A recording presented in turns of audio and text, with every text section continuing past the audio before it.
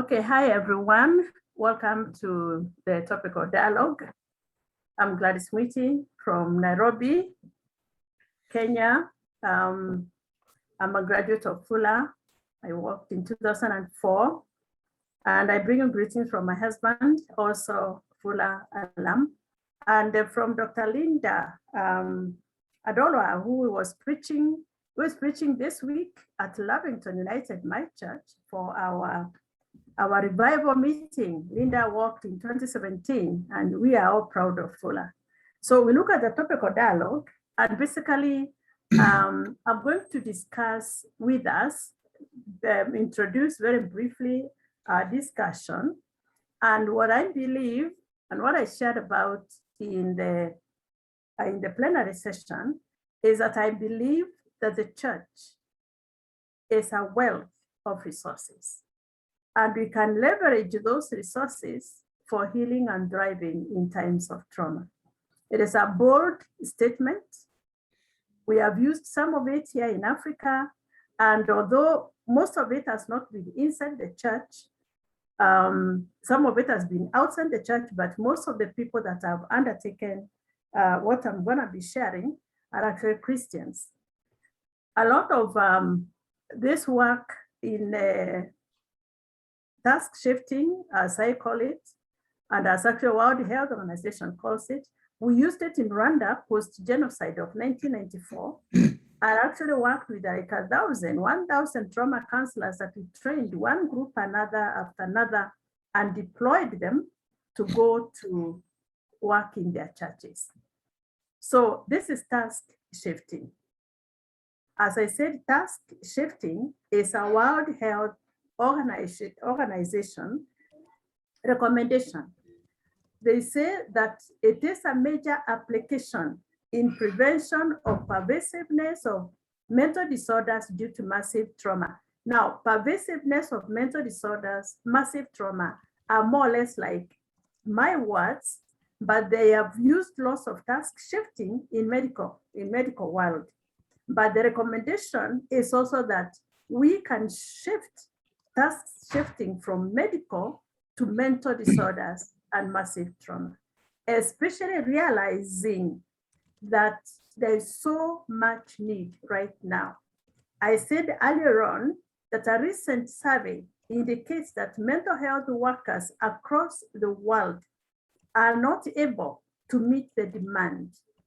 COVID-19 has created a global demand for mental health services, and we are being warned right now that unless we do something about it, it is going to become pervasive, because beyond the trauma and the anxiety connected with COVID-19 are the outcomes of job loss, the outcomes of grief and loss. So many have lost relatives and friends and family members and so on. And then they worry about tomorrow and the whole impact of isolation and remote work, etc. Now, Oasis Africa has been involved, this is my organization, we've been involved in mass trauma interventions, which have used some form of task shifting. Now, basically, it's because in Africa, we don't have much. And so we tend to multiply what we have to reach as many people as possible, but do it in the confines of professionalism. So we've been involved around the genocide, 1994, we were the first team to go there. Nairobi, USA bombing of 1998, we are the people that put the mass intervention together. I was called while I was at Fuller in 2001 to go to Gujarat in India to help them with managing the needs of the survivors of that massive earthquake. And then Westgate Mall terror attack of 2013, we are the people that organized the care for more than 2,500 people.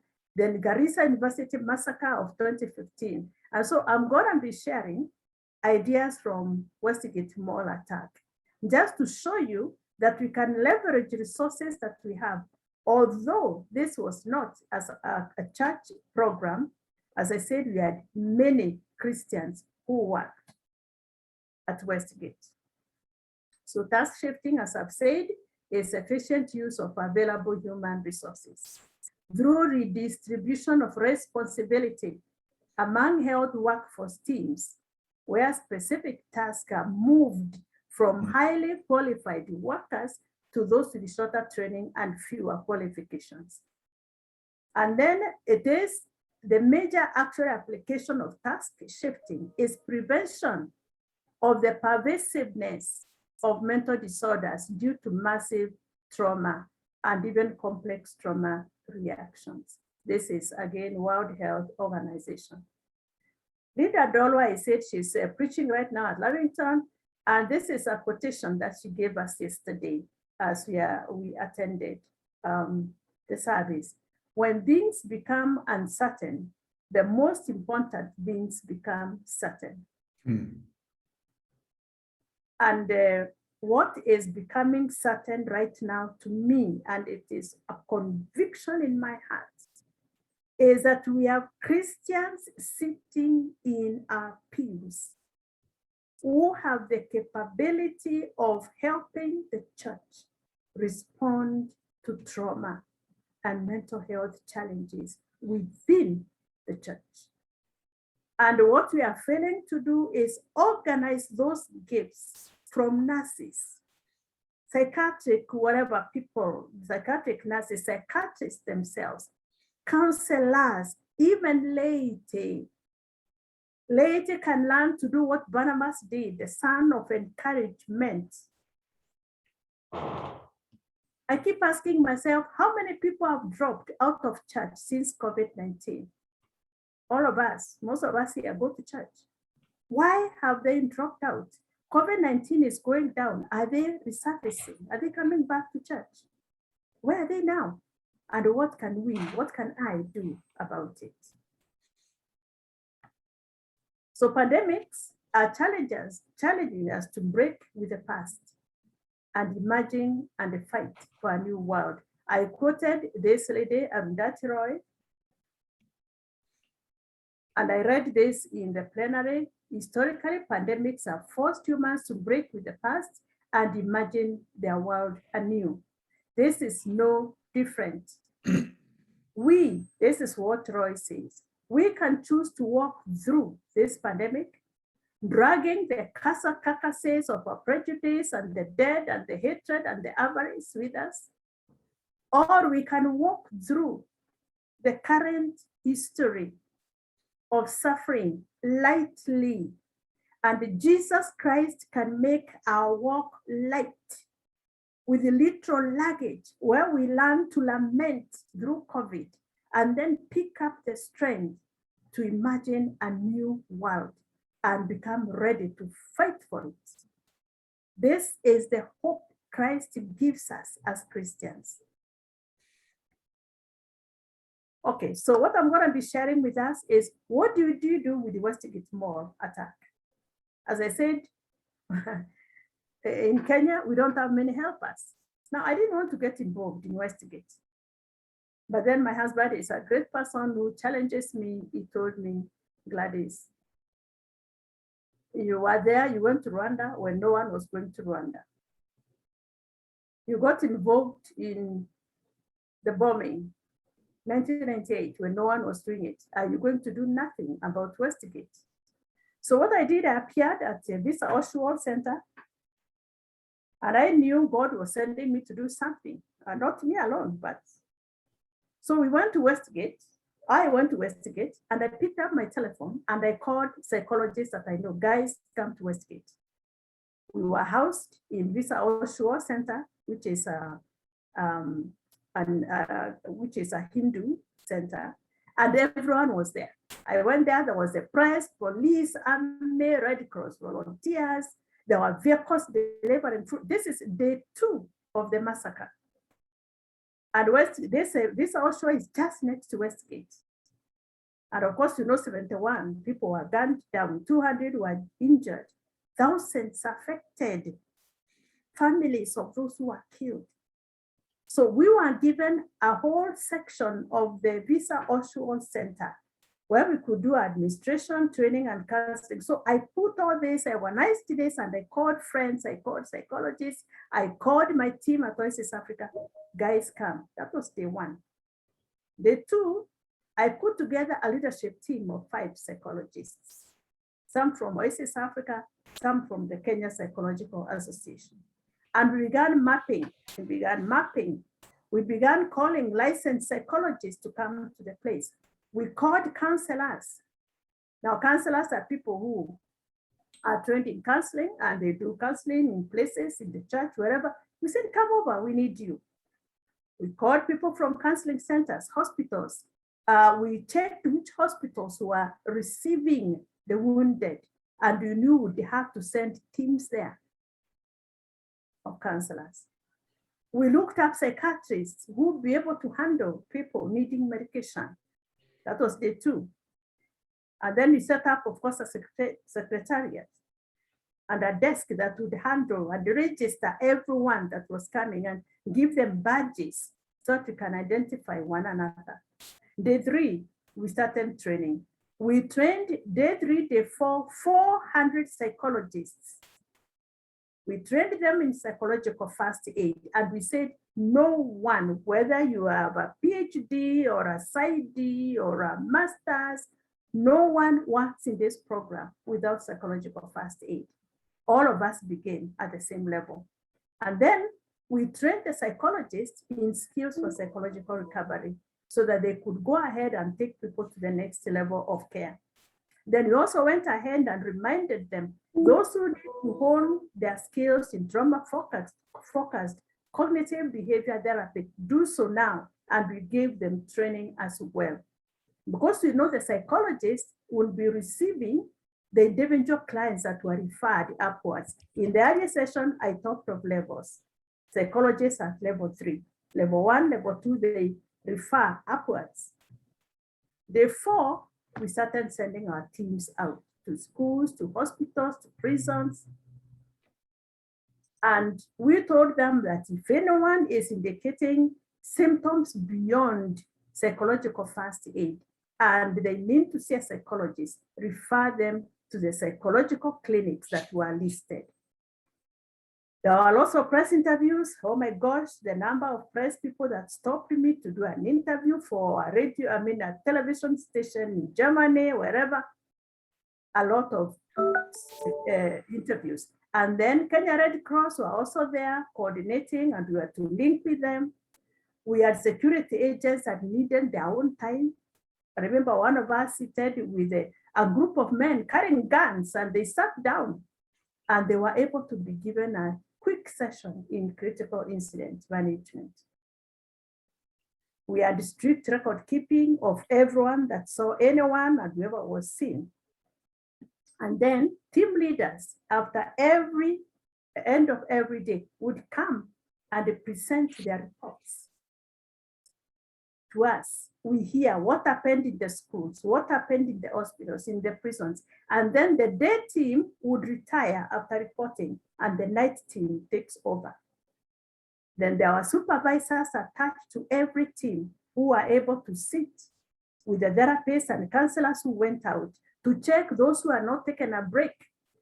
Because you have to take a break, go home and sleep.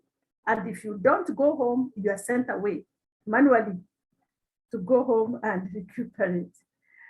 There's a lot of psychoeducation that went on, discussing symptoms of traumatic stress, grief and loss, wherever the teams went, to schools, to companies, because Westgate Mall houses some companies. And so they're able to sit with staff and actually help them to know how to manage their distress. We used every community avenue, television, media and staff, radio, to schools, to church meetings. We monitored and evaluated what was going on. Now, our biggest weakness, as I shared earlier, was lack of adequate funding to cover the main intervention and the follow-up, the counseling, into counseling clinics. So counseling clinics, some of them did pro bono, but some of them had to charge. Now, what amazed us is, this was 2013, that churches were absent from Westgate disaster. Hindus were the ones who were feeding us and housing us. Muslims cared, but churches did not seem to know what to do. A missed opportunity for ministry. And I'm not talking of Christians. Christians who are working with me, many of my team are Christian. But then the church as an organ was missing in action. And this indicated poor sensitivity and negligible preparedness for the church in critical interventions after incidents. Now, lacking as well were universities. University psychology departments were missing because they could have helped us with the assessment and checking the efficacy of the intervention. Now, we were not, by the way, calling people, we would call people to come, but we said we are not going to call a university to say, send your department. They knew Westgate was happening. It was all over the news. So now, due to poor funding, many professionals worked so hard, offering many hours of pro bono services, indicating poverty in national preparedness, especially in Africa, where many countries do not have trauma policy, as well as disaster preparedness. That's a big thing that nations need to wake up and budget for trauma, even COVID-19. I mean, in Kenya, it's only this year that people walked in with a tiny little plan. We kept asking, where is a national plan for COVID mental health? And we're still pushing for it. Budgets, we have budgets for all the vaccinations, but not surprisingly, little budget for mental health. So as I wind up, crisis intervention requires task shifting. Let us train as many people as possible and get them supervised. We begin phase one with the crisis intervention. At Westgate, we reach more than 2,500 survivors. This is through psychological first aid. Phase two, we had group work, counseling, especially in critical incident stress management for companies and organizations and the schools that had lost relatives and friends and wherever that were impacted together. Some companies lost up to like 3-4 staff members. And so we had to sit with the whole of the organization or with the company and do stress CSM with them.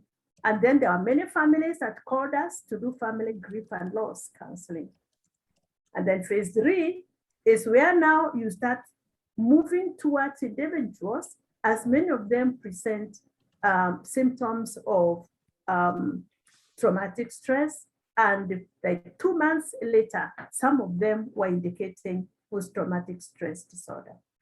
So working through those phases, by 6th month, we continued, especially with individual and family sessions. As I said, we lacked funding for long-term trauma work, and there was poor outcome study of actually what we did.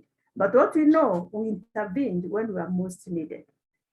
So the question I would like us to ask ourselves in this discussion group is, can the church create a web of care in times of trauma? I am boldly suggesting a multidisciplinary church-based counseling ministry where we engage everyone based on my proposed 4 levels.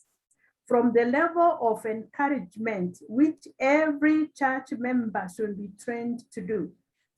I spoke to a church recently and I told the whole church, guys, sit down and talk about listening skills. Christians are quick to preach a sermon.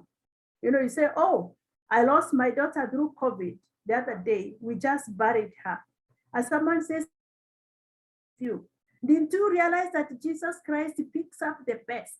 I mean, we tell them, shut up your mouth and listen. But then you don't know how to listen because you don't know what to do with people who are hurting. The others who are not able to visit bereaved people because they say, when I go there, what shall I say? We say nothing. And so encouragement. And then all the professional care give us and all these, from encouragement, level 1, lay, all the way to professionals in level 3, they are seated in our congregations. Maybe 1 or 2 clinical psychologists, but most of the others, they are nurses, they are teachers, who can be given the skills to care, supporting one another, and then driving through trauma, taking 2 Corinthians that says, 2 Corinthians 1, comfort one another with the comfort that you have received. So the question we need to discuss here is, how practical would it be to apply this model in our churches? And so I stop talking now, over to you to discuss. Andrew, are you the one moderating for us?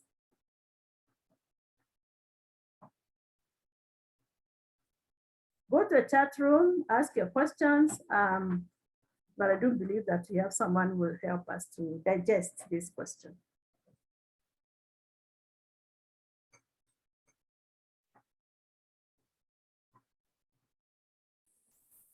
Dr.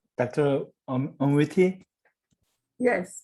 Yeah, thank you for your presentation. Thank you so much. Thank you. It was amazing. How do you pronounce your name? I can pronounce. Yeah, my name is Ji Hyung. Jiha. Yeah, yes, that's correct. Nice to meet you. Yeah, good to see you here. And then so I had a question about you presented the absence of church groups and psychology, the psychology department of the university. So do you think, what do you think about that absence? So what caused that happening? So how do you think about that one? That's a very good question, Ji-hong. Because yeah, actually that is connected with my just discussion, so pop-up thinking. So just I thought the cooperation. So sometimes many churches just they are focusing on the selfish church growth. Yes. So please go ahead. Okay, yes, you're right. Many churches just want people to go to heaven. They don't know how to help them to live actively on earth. But your question is good. Why were the universities absent? My take on it is that many universities are very academic in their training. Yeah, that's right. And even if they are training psychologists, the model is so Western, even here, where we are training psychologists to work with one-on-one, individual therapy. I remember many people have asked me, Gladys, why are you working with the community? Like what I just shared is a community intervention. No one paid me, hardly anything. Okay. But I'm a Christian in the community. So they asked me, are you a community psychologist? I said, no, I'm a psychologist in the community. Oh. You know, so a lot of our training is very academic. Yeah, look at some of the dissertations we write and the thesis, thesis that we write. Many of them are academic and not enough connected. Even if we do research and write out our research papers and publish, many of them are just there to be cited by the next person when they are doing their research. So there is a community disconnect from the university into the community. Unless if I'm going there to do my practicum, I complete my practicum and then I come back to the university. So disconnect. And we need to break that model, especially Christians. We need to break that. Oh, okay. Okay, thank you so much. Disconnection is point, right? Yes, disconnection. That there isn't enough focus in the training on connecting students with the needs that they are learning about. It's becoming very academic. Okay, so right now you are pointing out the training. So I think that is about academic curriculum in the university. So do you think that the university need is to change that curriculum in the future? Yes, they need to change the curriculum because even what is happening is that even in Christian universities, apart from Fuller, which I know Fuller is serious on integration, but I know Christian universities that are not integrated at all. Cultural integration, I see. yeah, spiritual integration. So people graduate from the university and they do not know how their training fits into the culture, what they're going to serve. I see. So we need to change our curriculums. I see. Yeah. So how about the church? Church is disconnected with the community? Absolutely. In Africa, we have some, especially with the prosperity gospel that has crept into Africa. I see. It's like people sit in church for them to be blessed, I see. to live with the blessing and to go to heaven, but not enough. I mean, gone are the days, sorry to say, when we used to have altar calls in the church. Whom shall I send from the book of Isaiah? And people say, here I am, Lord, send me. And the church is organized to guide the sending. But there is a lot of disconnect with the community because we go to church and go home and live our lives, but not enough sending us into the needs of the community where we are prepared and the church organizes how we impact the community, not just in feeding the hungry beggar in the street, but in transformation ministries where the church is with the community, not just in the community. I see, I see. So you mentioned like the church is connected with just the personal salvation rather than like community work, right? Yes. I see. Absolutely. Okay.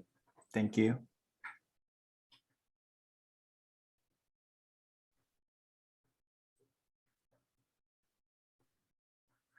Am I unmuted?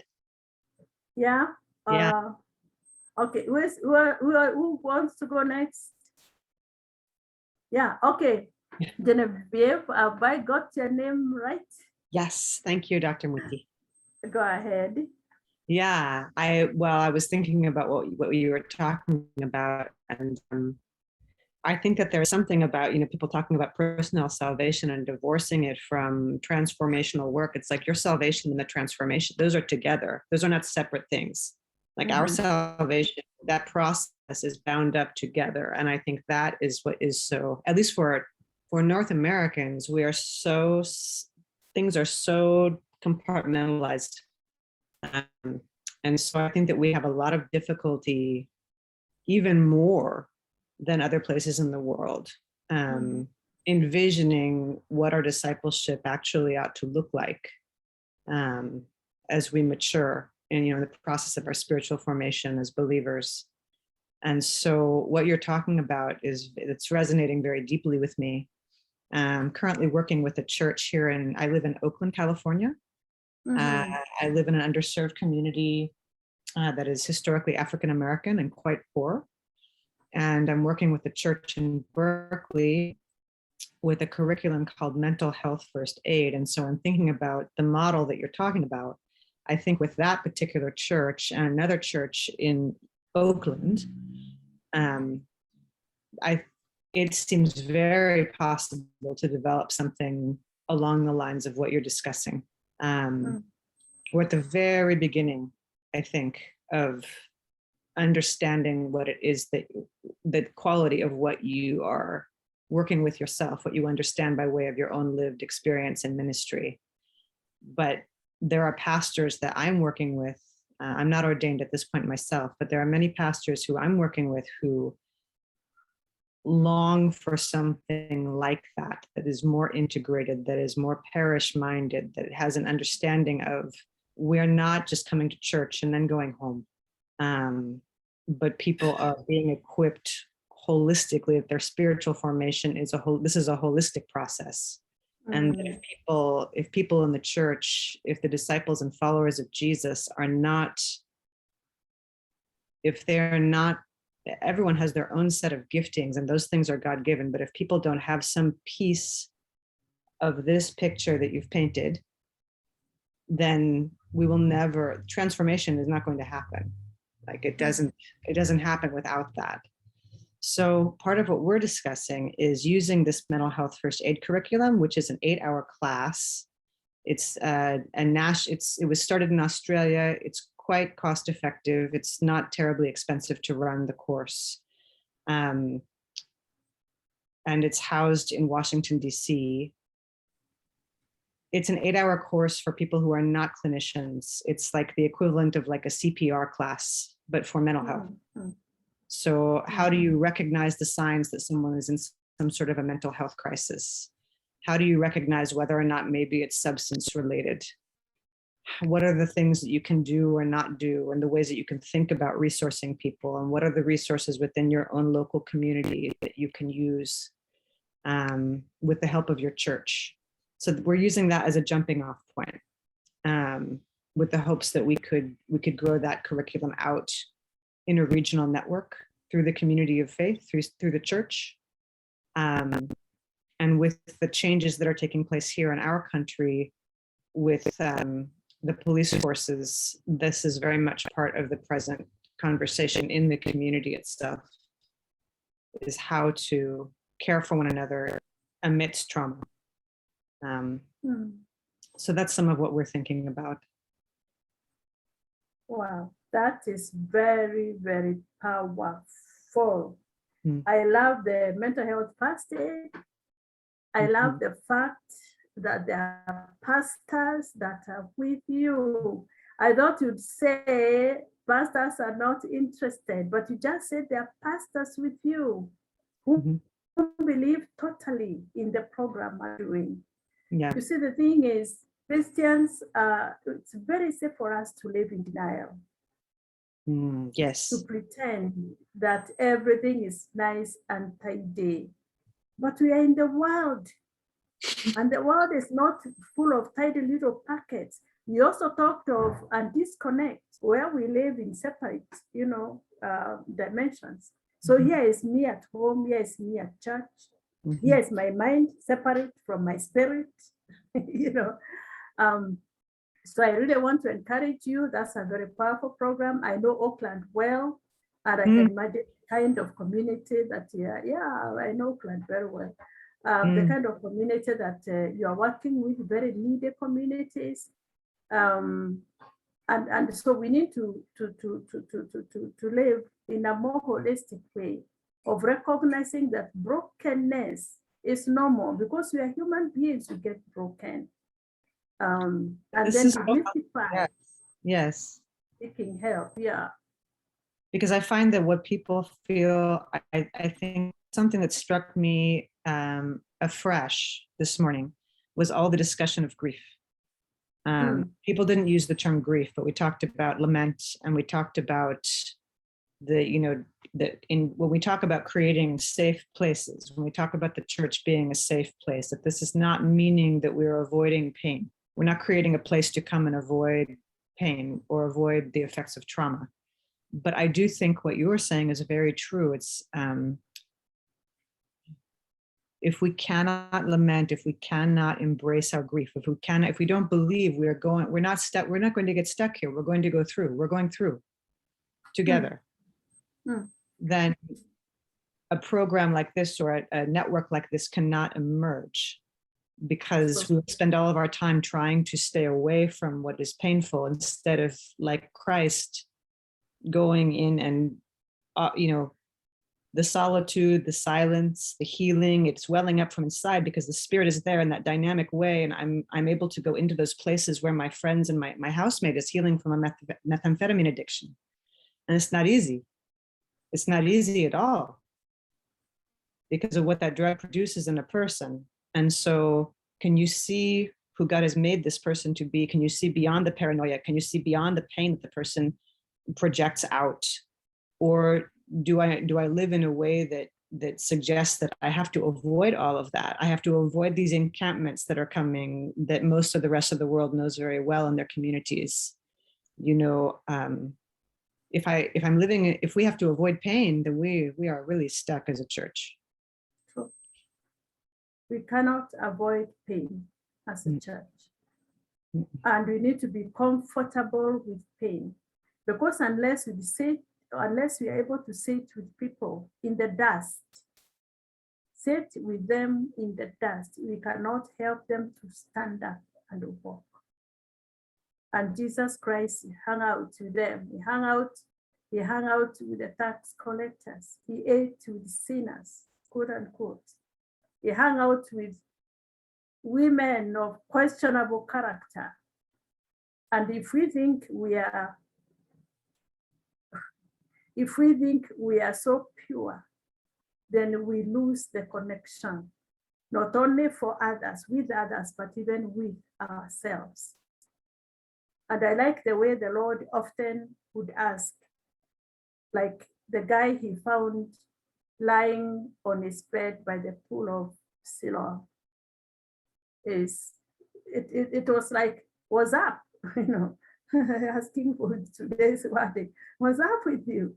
Jesus knew, but he wanted the guy to give a testimony. I've been here for that 8 years, and no one ever throws me in the pool. So Jesus sat with him and asked him. He could have come and done and abracadabra, because I know all about you. But he sat with him and got the guy to talk about his need, and then he met him there. So that's what you're saying you're doing in your church, and I thank God for you and for that ministry. May you be blessed.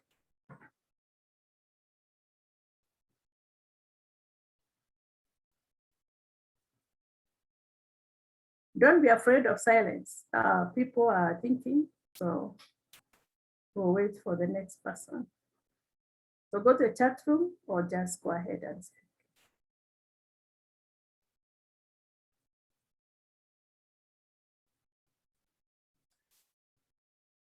Yes, go ahead. Dr. Mwiti. So Yes. actually, so I am thinking about the malfunction of church. So I mean, so if the church is a victim of trauma, so I mean, so like so right now, so our assumption is like a church has the ability to care the world, but sometimes the church needs care, I think. So how can we figure it out? I mean, so church is also the victim of trauma. So actually we need to be a wounded healer. However, so many times, so just we are so in there. So how do you think about that one? That's a good question. And allow me to call you Lee, because I keep forgetting. That's fine. That's fine. To pronounce your first name. Yes, the church is also wounded. How can a wounded church heal herself? That's what you're asking. Yes. That's a beautiful question. How can a wounded church? And I'll take my mind, take our mind back, into Rwanda. Right. When God sent us to Rwanda, it's a miraculous sending. Because what happened, I'll quickly tell you the bit of history of that, is that when the genocide broke out in April of 1994, 5 days later, if you have watched Hotel Rwanda, you watch Hotel Rwanda. Yeah. They airlifted all the United Nations expatriate staff into Nairobi, and there are about 300 families, and they plugged them into every available hotel space in Nairobi. So all our hotels were packed. And of course, we watch it on television. Then the following morning, I'm seated in my little office. It was then Oasis Africa. We started Oasis Africa in 1990. This is 1994, barely a very young organization. But United Nations knew that we were running something. And so I got a message asking me to go to Nairobi to one of the hotels. And I got there, and then I found a UN person who told me, oh, Gladys, you have come. I was a then doctor. That was way before Fuller. And then they told me, we have a fax from New York that says that all these people, because I found the hotel lobby full of boxes and the luggage and the crying children, you know, and tall, huge white guys with their wives. And so we have a fax from New York that says that these people need to be debriefed before they are deployed anywhere. So we have a room down the hall, number so and so, go start. That's what I got. So anyway, there I started my work with these people, and I was joined later by 2 clinical social workers from Canada who usually work with the United Nations peacekeepers. And so through 3 months, we worked with these people. And it was at the end of the completion of that task that I asked UN, what are you doing with Rwandans? They said, what do you mean?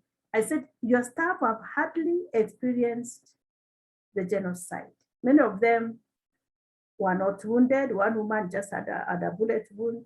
Another one remembered seeing a dog chewing a human hand as they were driving from Kigali to Bujumbura in Burundi to take the plane to Nairobi. But the Rwandans are the greatest horror of horrors, where someone has seen 45 family members chopped into the grave. They told, us, we don't have any plans for Rwandans. Our plans are for our staff. Go ask the United Nations High Commission for Refugees. And I went there. The regional office is in Nairobi. They told me, no, we have plans for medication for tents and for schools and stuff like that. Go ask the church groups or Africa Conference of Churches. I went there.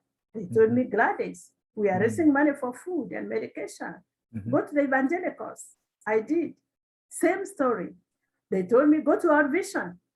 I went to World Vision. World Vision said, Gladys, you know us, we are a relief and development organization.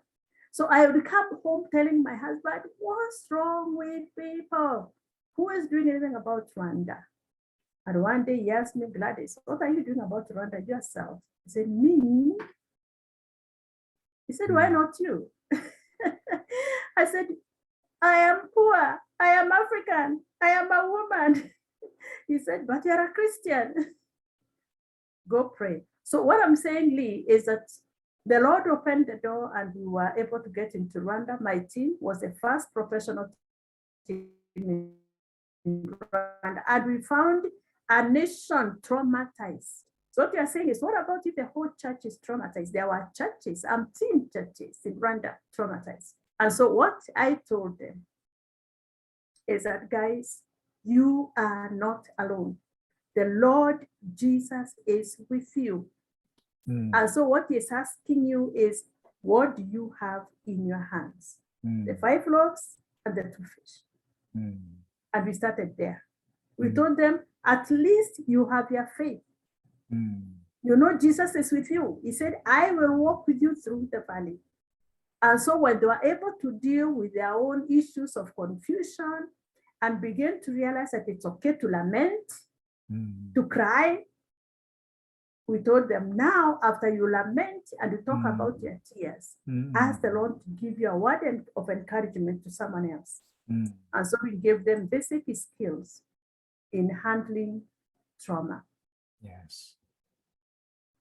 And they were able, after 1 week, I gave them my book I'd written already and told them, go start groups in your churches where you simply talk. And we had Bible study materials on grief and on loss, on whatever. And we studied those materials through the 1 week while we were with them, and then sent them to replicate that in Bible study groups. So together they wept and they cried, Hutus and Tutsis together. This program brought so much reconciliation.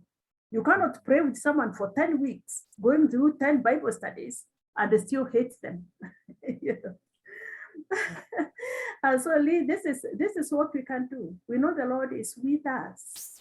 Yeah, and thank you so much. He is not shocked with our crying and our tears. David taught us to lament. Yes. Okay. Thank you. Welcome. I see someone in the chat. This sounds like smaller scale conversations I have had myself. Yes, Genevieve, thank you so much. Yes, indeed. So we can become encouragers, bring the 5 loaves and 2 fish, and then the multiplier is able to multiply the comfort among us in the church.